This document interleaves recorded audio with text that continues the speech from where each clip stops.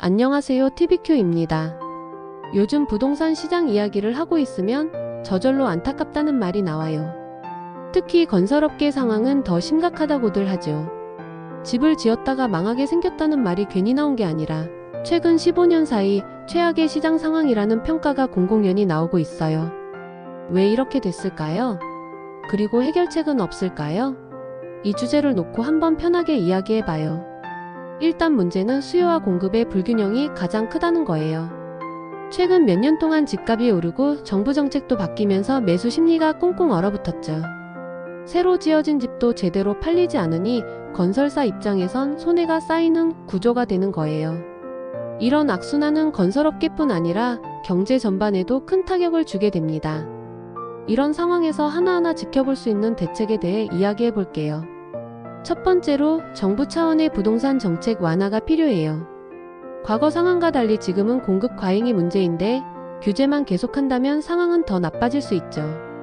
특히 미분양 문제를 해결하기 위해 다양한 금융 지원이나 세제 혜택이 필요한 시점이에요. 둘째, 실수요자들을 위한 지원책을 강구할 필요가 있어요. 집은 사치품이 아니고 기본적인 거주 공간이잖아요. 실수요자들에게 보다 유리한 대출 조건이나 특별 혜택을 주는 정책이 나온다면 시장이 조금은 활기를 찾아갈 수 있을 거예요. 셋째, 건설사들도 이제는 새로운 전략이 필요해요. 과거와 같은 대규모 아파트 중심의 사업 방식에서 벗어나 고객 맞춤형 주거 공간이나 소규모 개발 등 다각도로 접근해야 할 때라는 의견이 많아요. 시장이 변했으니 건설업계도 변해야겠죠? 넷째, 지역 맞춤형 개발이 필요해요. 전 지역이 같은 방식으로 공급 과잉에 빠진 건 아니에요.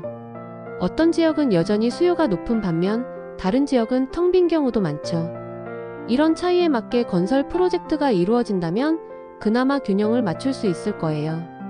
마지막으로 부동산 투자 심리를 회복하는 것도 중요해요.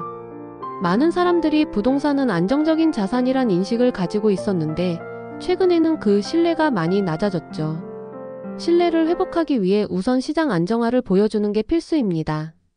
꾸준한 정책과 일관된 메시지가 필요하다는 거예요.